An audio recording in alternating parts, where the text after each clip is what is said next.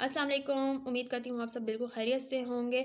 बहुत सारे स्टूडेंट्स मुझसे पूछते हैं कि चाइनीज़ लैंग्वेज के क्या फ़ायदे हैं। तो क्या फ़ायदे हैं इस चाइनीज़ लैंग्वेज के, आज की वीडियो में मैं आपको कंप्लीट डिटेल बताऊँगी। आप लोगों ने वीडियो के एंड तक मेरे साथ जुड़े रहना है और वीडियो को एंड तक लाज़मी तौर पर देखना है। देखिए स्टूडेंट्स, चाइनीज़ लैंग्वेज को सीखना कोई मुश्किल नहीं है। मैंने खुद चाइनीज़ लैंग्वेज के एग्ज़ाम्स दिए हुए हैं, तो इसका कोई मुश्किल नहीं है। इसका ईज़िली तरीका ये होता है कि आप पहले 1 मंथ का जो है बेसिक करते हैं। बेसिक में आप वोकैब्युलरी को सीखते हैं। तो वोकैब्युलरी किस तरह से आपने पढ़नी है, चाइनीज़ लैंग्वेज को किस तरह से पढ़ना है, ठीक है? डायरेक्ट आपके जो वो चाइनीज़ होती है ओरिजिनल, वहाँ पर आप लोग नहीं जाते हो। आप लोग सिंपल सी उसकी एबीसी को सीखते हो, ठीक है? और 1 मंथ आप उसकी वोकैब्युलरी को याद करते हो, यानी कि वर्ड्स मीनिंग क्या है? जैसे नी हाओ का मतलब होता है हेलो। आप लोगों ने इसी तरह से वर्ड्स मीनिंग जो है याद करने होते हैं, ठीक है?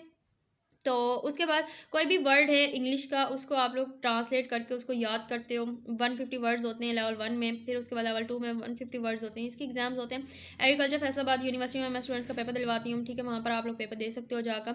कोई इसका इशू नहीं होता है, ठीक है? चाइनीज, हाँ हाँ, एक चीज़ इंपॉर्टेंट है कि आप लोग देखें वहाँ पर जो पेपर होता है वो चाइनीज़ लोग लेते हैं। हम लोग सिंपल पेपर आपका ले ही नहीं सकते। चाइनीज़ होते हैं जो वहाँ से चाइना से आते हैं, ठीक है? आप लोग का हर मंथ पेपर होता है। फैब में पेपर नहीं होता। फैब के अलावा 12 महीने आपका पेपर होता है, ठीक है? और हर मंथ आप पेपर दे सकते हो। फॉर एग्जांपल आप एक साथ में 4 से 6 पेपर भी दे सकते हो। इसके टोटल 6 लेवल्स होते हैं और एक दिन में 6 के 6 पेपर होते हैं और ज़्यादातर जो दिन बनता है पेपर देने का वो संडे का ही बनता है। अब इसकी तैयारी कैसे की जाए? देखिए इसकी तैयारी करने का, इसको लैंग्वेज को सीखने का, जिसको एबीसी भी नहीं आती चाइनीज़ लैंग्वेज की, बेसिक में आप क्या कर सीखते हो, हमारी ए टू ज़ेड एबीसी होती है।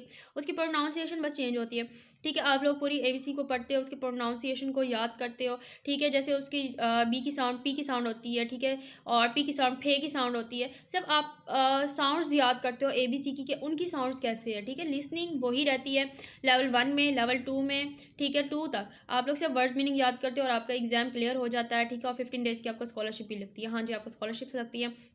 50 डेज़ की आपको स्कॉलरशिप लगती है। स्कॉलरशिप इसलिए लगाते हैं, वो 15 डेज़ की आपको वहाँ से ट्रिप लेकर जाते हैं, वहाँ से वापस लेकर आते हैं। वो इसलिए लगती है आपको स्कॉलरशिप, आपके सीएनआईसी के नंबर पर होती है जब स्कॉलरशिप लगती है। ऑनलाइन गूगल पर आपको मिल जाती है जब आपको स्कॉलरशिप लगती है। वो इसलिए लेके जाते हैं ताकि आपका इंटरेस्ट और ज़्यादा डेवलप हो। आप लोग चाइना गए हैं तो आप लोग का विज़िट हुआ है, तो आपका ये होता है कि हम दोबारा से जाएँ, तो हम किस तरह से वहीं पर जाकर स्टडी करें। तो वो इस तरह से आपको विज़िट करवाते हैं और सारा कुछ फ्री होता है, उसमें टिकट वगैरह फ्री होती है, ठीक है? फिर लेवल 3 होता है।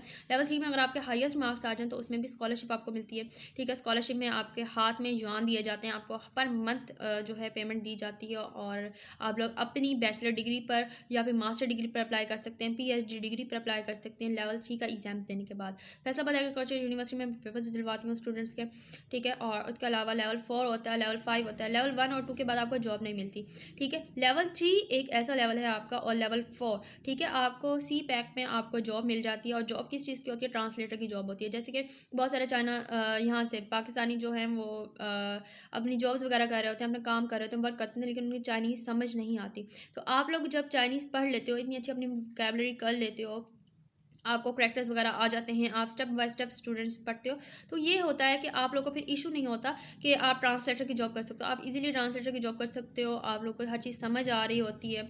तो मैं इस वक्त स्टूडेंट्स को ऑनलाइन क्लासेस भी पढ़ा रही हूँ, ठीक है? चाइनीज़ लैंग्वेज की, ताकि और बहुत सी मैंने बहुत बहुत कम मुनासिब रेट रखा है ताकि ज़्यादा से ज़्यादा स्टूडेंट्स जो है नॉलेज एक्वायर कर सकें। बहुत सारे स्टूडेंट्स कहते हैं कि अगर आप चार्जेस कम रखेंगी मैम तो ये होता है कि आपके पास स्टूडेंट्स जो हैं वो ज़्यादा नहीं आएंगे।